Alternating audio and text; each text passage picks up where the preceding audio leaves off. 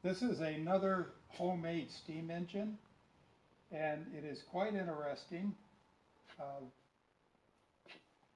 Mainly only intellectually interesting. It was made by a fellow named George Sharpe, lived in Pismo Beach, California. It was quite interesting. He took Corvair cylinders, ground off most, but not all of the cooling fins. In a steam engine, you want to keep the cylinder hot, so the cooling fins are kind of counterproductive. And then it also has Corvair pistons in it, which I believe were aluminum. And so at least he started with a cylinder and pistons from something else. Then he made his own aluminum castings for everything, which apparently was a lot of work. He did one thing right. He used poppet valves. In my shop here, I have seven, I think, at last count, 7 different kinds of valves. And the valves are, there's reasons for them. Valves are very critically important in steam engines, and the valves perform quite different useful functions than do valves in a regular gasoline engine. So here's what we have. We have a double acting.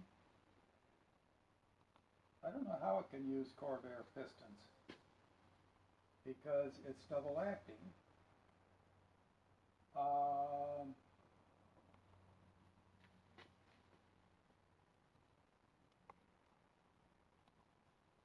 You have valves here to let the steam out and to have the steam in, and they're both poppet valves.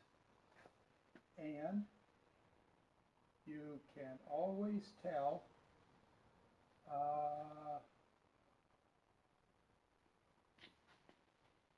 they're set up so that the bevel side of the poppet valves have pressure against them, holding them down. So on a good day, if I had enough time, I would tell you which one was intake, which one was exhaust. Today's not the good day. If you know what you're looking at, you'll notice that this cylinder, or this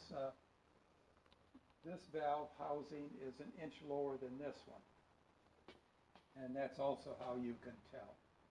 And you have a valve here and a valve here, so you have intake and exhaust for both ends of the double acting piston. Your crosshead is in here. It's a relatively crude crosshead, but at least it works. And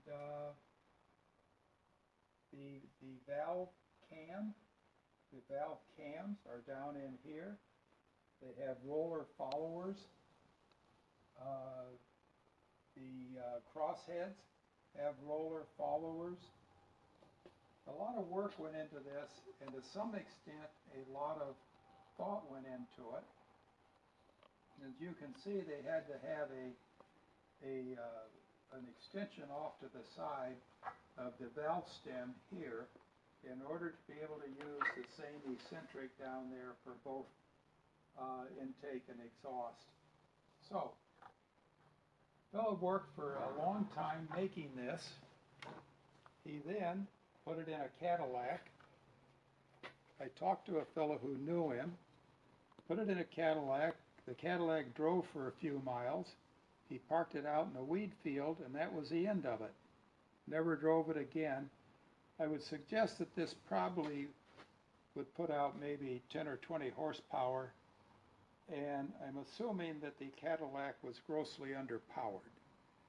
And he got real disheartened after spending years making this thing, making the castings, machining it, getting all the parts to open and close.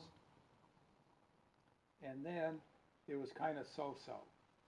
But at the least, he has poppet valves, which are the way you're supposed to do it.